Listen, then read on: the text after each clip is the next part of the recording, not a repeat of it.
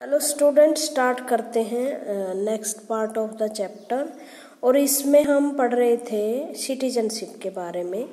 Citizen and nation, इनका क्या संबंध है। देखो, नेशन के बारे में हम अगले चैप्टर में पूरे डिटेल से पढ़ेंगे कि नेशन होता क्या है।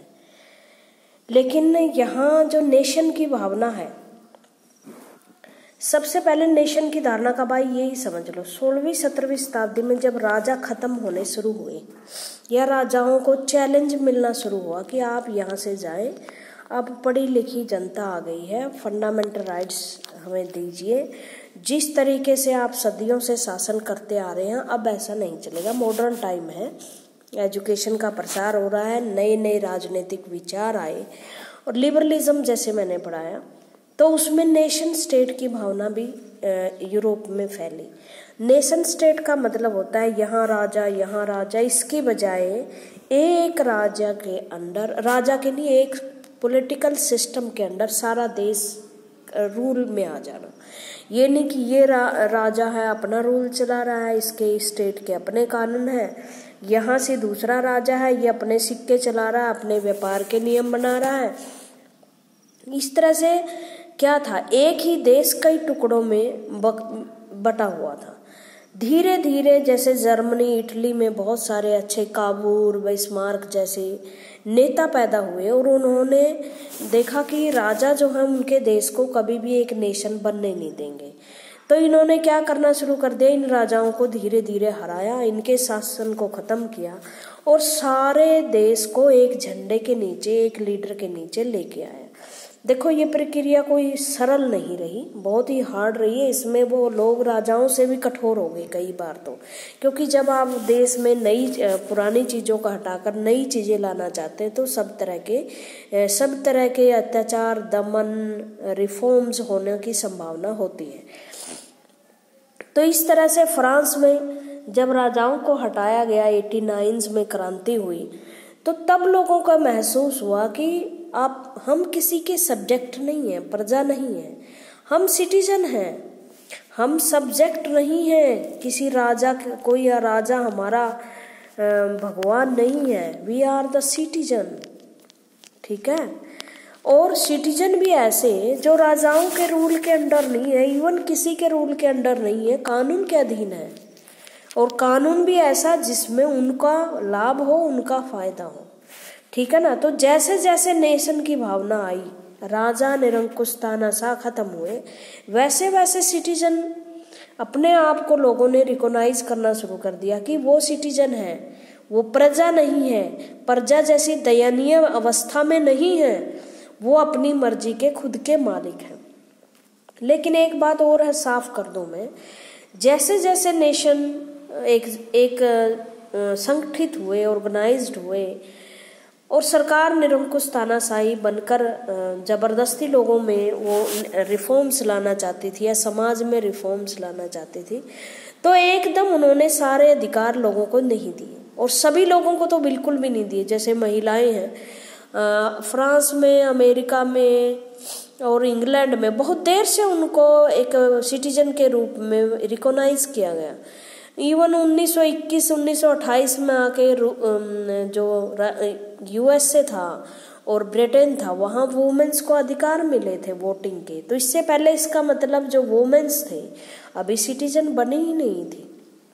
सिटीजन का सीधा सीधा संबंध उस देश में सभी को जो अधिकार मिले हुए हैं, अगर वो अधिकार मिलते हैं, that means he is the citizen of that country. But if the person has no right in the mention of in the constitution of the land, they are not citizen, they are subject, they are slaves, they are मतलब not free man. और इस तरह के बहुत सारे लोग थे, workers थे, ब्लैक एंड वाइट के क्राइसिस थे। तो इस तरह से आप, you are the lucky, you born in India when we got our independence in 1947, all the citizen without any discrimination, gender, caste, we have citizenship of India. हमने देर ही नहीं लगाई। 1952 में जैसे ही हम 1950 में जैसे ही हमारा संविधान लागू हुआ, we are the full fledge citizenship of India. Citizen of India. The concept of the nation state, अब नेशन स्टेट समझ में आ गया ना। नेशन स्टेट का मतलब वो स्टेट जहाँ राजाओं को ख़त्म करके डेमोक्रेटिक सरकार इस्टेब्लिश की गई मॉडर्न टाइम में, और स्मॉल जो स्टेट थी वो वैनिश हो गई, राजा ख़त्म हो गए और उसकी जगह बड़े बड़े राष्ट्र बनकर उभरे। हमारे देश में भी जैसे मानते हैं वैसे हमारे देश एक राष्ट्र सदैव से ही रहा है। अगर आप एक चाणक्य नाम का सीरियल आता है, एक बहुत पुराना सीरियल है, 1990 के आसपास वो बना था, अगर उसके बारे में पढ़ोगे तो जो चाणक्य की मेन पॉलिसी थी वो भारत को एक राष्ट्र बनाने की थी। वो कहता है कि नहीं, मैं मगध को नहीं मानता, मैं पाटलिपुत्र को नहीं मानता, मैं भारत को मानता हूँ जो हिमालय से लेकर समुद्र तक फैला हुआ है। तो ये जब धारणा हो, ये नहीं कि लोकल राजा है पाटलिपुत्र का है या गांधार का है, मैं उस राजा की बात कर रहा हूँ। तो इस तरह नेशन स्टेट का मतलब होता है व्हेन ए नेशन और when a land of people organized in one under the one political system, that means nation created. It is earliest assertion was the revolution in the French Revolution in 1789। 1789 में सबसे पहले ये बात उभर कर आई, because in 1789 revolution of France, the monarch of France has been killed by the people and they hold the government as a third state assembly। वहाँ जो भी थे थर्ड स्टेट के लोग, उन्होंने गवर्नमेंट को संभाल लिया था। And they make their constitution also in 1793। दस national identity normally come through a common flag. और नेशन कब बनता है? When was a nation created? When the all land of people, all land of the country unite in one flag, common flag, एक ही झंडा हो, एक ही national anthem हो, language एक हो। वैसे लैंग्वेज ज़रूरी नहीं है, कल्चर, सेरेमोनियल प्रैक्टिसेस एक हो। मैं तो इससे भी आगे कहूँगी कि लोगों के कल्चर एक जैसे हो, लोग एक जैसा जुड़ा हुआ महसूस करते हो, चाहे वो किसी भी धर्म जाति के हो, वो एक प्रतीक से जुड़े हों, जैसे भारत माता से हम जुड़े हुए होते हैं। उनके पॉलिटिकल सिस्टम में विश्वास हो, जैसे we are believe in our democratic system of parliamentary government. Election होते हैं with in 5 years and after election the ruler change. We are definitely believe in our system. और इस तरह का जब सिस्टम में विश्वास करते, we believe in our constitution, हम अपने कॉन्स्टिट्यूशन में विश्वास करते हैं। However, in recent time, national identity depend upon political identity of a state। और अब ये जब नेशनल, एक नेशन इस तरह से यूनाइट हो जाता है, एक झंडा, एक एंथम, तो बाद में वो स्टेट का रूप धारण कर लेता है। स्टेट और नेशन में क्या फ़र्क है? ये नेशन है, इस नेशन के पास लोगों की भावनाएं हैं कि वो एक है। We are Indian, we have land, we have people, we have a common identity, we have common language, common history, we pride on our history and many other things which through we feel bonded with others to each other। हम एक दूसरे से बंधा हुआ महसूस करें। But state means you have a government, you have a government under which the whole country is ruled। you have sovereignty मतलब you have a decision making power। आप अपने डिसीजन खुद ले सकते हैं, आपके पास प्रभुसत्ता है, आपको कोई दूसरा कंट्री ये नहीं बता सकता कि आपने अपने देश के फैसले कैसे लेने हैं। इसका मतलब स्टेट और नेशन में थोड़ा सा फर्क है। एक तो गवर्नमेंट होनी चाहिए, बिकॉज देखो फ़र्क क्या है, difference between nation and state. Before we 1947, you know about the 1947। in 1947 we become independent, स्वतंत्र हुए थे। और उस स्वतंत्रता में क्या था, हमें क्या मिला था? we become a state, because before independence we have no government. Government तो थी बट वो ब्रिटिश गवर्नमेंट थी, इंडियन गवर्नमेंट नहीं थी. And we can not take our decision on our behalf. अपने बिहाफ पे तो हम डिसीजन नहीं ले सकते थे ना. तो बाद में after independence we become sovereign and republics, democracy, ये सारा कुछ हमें मिल गया. गवर्नमेंट आ गई हमारे पास, तो सोवरेनिटी आ गई. तो India become a state. Okay, तो स्टेट और नेशन में थोड़ा सा फर्क है. India is a nation, India is also a state. But when India lose her power, lose his political system, lose his sovereignty, then it become a nation, not a state. मतलब जैसे ही सरकार खत्म हो जाएगी, दूसरे का उसका होल्ड हो जाएगा. We lost our sovereignty. अगर हम, भगवान ना करे ऐसा कभी हो, सोवरेनिटी खो देंगे अपनी डिसीजन मेकिंग पावर की, then you are not a state. Okay, citizen are allowed to be part of nation. Thus US takes pride as a nation of immigrations. However, in the recent time, national identity depend upon political identity of a state. और इस तरह से citizen पहले nation से जुड़ी थी, अब citizen जुड़ी हुई है आपकी स्टेट से. वैसी गवर्नमेंट जो लोगों द्वारा चुनी हो, जिसके पास सोवरेनिटी हो, जिसका अपना संविधान हो. Citizen are allowed to be part in nation. और सिटीजन को अलाउड किया जाता है कि वो नेशनलिटी में भाग ले. Thus US take pride as a nation of immigration. France in Europe include not only its citizen but even people of North Africa as its citizen. France में न केवल फ्रांसीसी ही सिटीजन है, बल्कि जो नॉर्थ अमेरिका के, जहाँ उसकी कॉलोनी है थी पहले कभी, वो भी उसके सिटीजन मान लिए जाते हैं. Criteria of citizenship very. एक देश में सिटीजनशिप का क्राइटेरिया अलग अलग है, ये मैं आपको बता चुकी हूँ. दिन जर्मनी रिलीजन और ethnic descent in given provenance. Germany में क्या आता है, जिसका धर्म क्रिश्चियनिटी हो और जिसकी नस्ल जर्मन हो, उसको ज़्यादा प्रेफरेंस दी जाती है. The children of Turkish worker working in Germany and born there are still struggling for citizenship. Germany में जो तुर्की से आए हुए वर्कर्स हैं, उनके बच्चों को अभी भी सिटीजनशिप मिली नहीं हुई है. इन स्पाइट ऑफ पार्टीशन के बावजूद Indian constitution has continue to be a secular state. Constitution हमारा पार्टीशन हुआ है हिंदू मुस्लिम के नाम पर, पाकिस्तान बना, उसके बावजूद भी हमने अपने आप को कभी भी हिंदू राष्ट्र घोषित नहीं किया. आज भी हम सेकुलर कंट्री बने हुए हैं. सेकुलर का मतलब होता है हमारे देश में किसी भी धर्म जाति के व्यक्ति के साथ कोई भेदभाव नहीं होगा. ये भी एक चैप्टर बनेगा, 5 घंटे की एक वीडियो है, वो मैं आपको डालूंगी सेकुलरिज्म के बारे में, वो आप पढ़ लेना. Citizen all across have been granted citizen whether they are SC ST of Andaman और डिफरेंट रीजन रिलीजन. भारत में मैंने बताया कि you are lucky, you born in India and you have full fledged citizenship of India without any discrimination. You are SC ST, live in Andaman and Nicobar, live in Assam, Meghalaya, Tripura. You are the citizen. You are woman.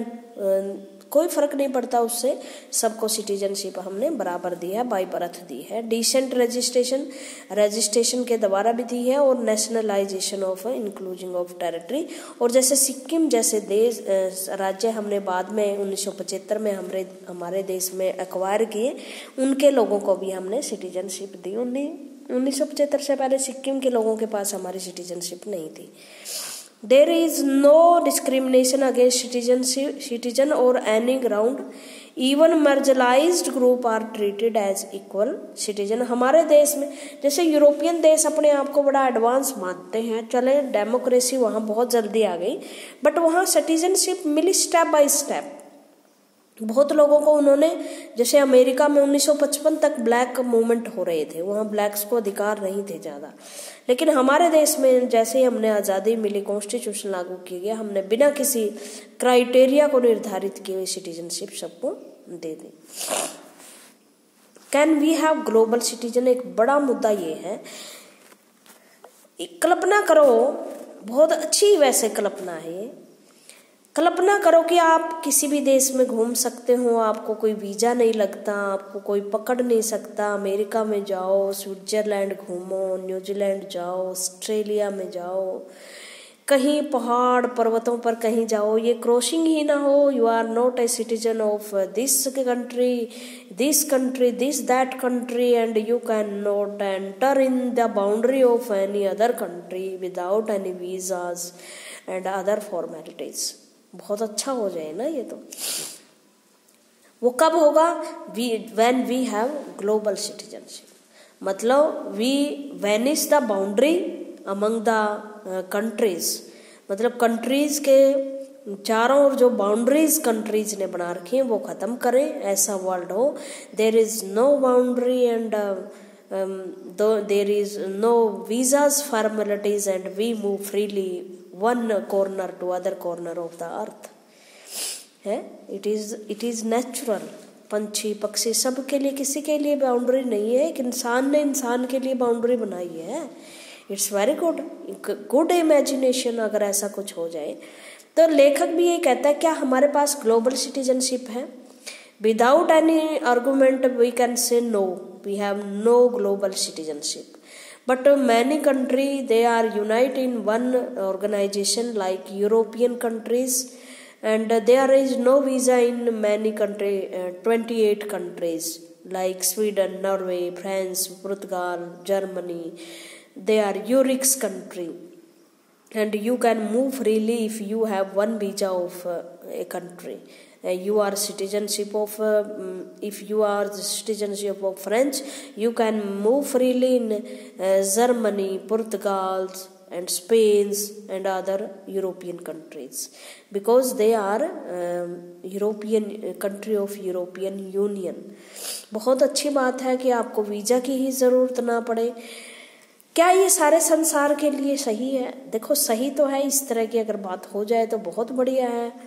कोई किसी के प्रति षड्यंत्र ना करे, कोई किसी की बाउंड्री को वायलेट ना करे, कोई किसी पर हमला ना करे, और लोग जहाँ जाएं बसना चाहे बस सकते हैं। बट बहुत सारे इंटरेस्ट होते हैं देशों के, बहुत सारे डिसबिलीफ होते हैं जो एक दूसरे, जैसे पाकिस्तान के लोगों को हम कैसे आने दें, हमारा एक दुश्मन कंट्री माना जाता है। वैसे रोक तो नहीं है, फिर भी बिना फॉर्मेलिटी के कैसे आने दें, क्योंकि हमें अपने खतरे होते हैं।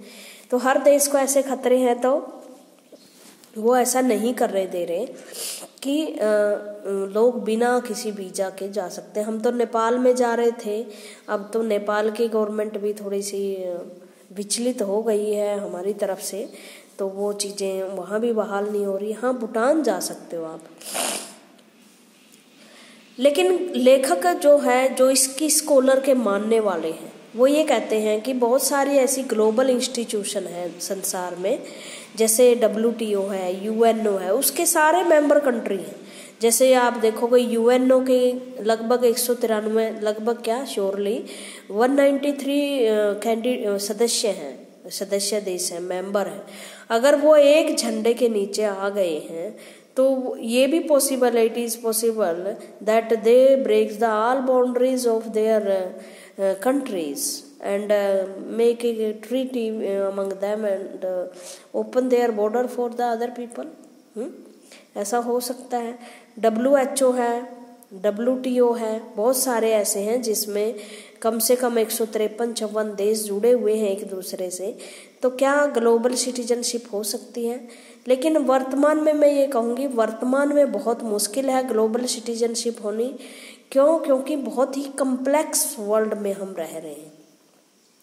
कोई भी स्टेट, क्योंकि ग्लोबल सिटीजनशिप का मतलब होता है सरकारों को अपनी सोवरेनिटी का त्याग करना पड़ता है, सोवरेनिटी छोड़नी पड़ती है, डिसीजन मेकिंग की पावर। वो अपनी सोवरेनिटी UNO को दे देंगे, ठीक है ना, डिसीजन लेने की। अब कोई भी स्टेट ऐसी सोवरेनिटी को अपनी खत्म करना नहीं चाहेगा, अपनी चौधर कोई खत्म नहीं करना चाहेगा। इस वजह से ग्लोबल सिटीजनशिप वर्तमान में संभव नहीं है। ये हम अगली वीडियो में डिस्कस करेंगे। Thank you very much.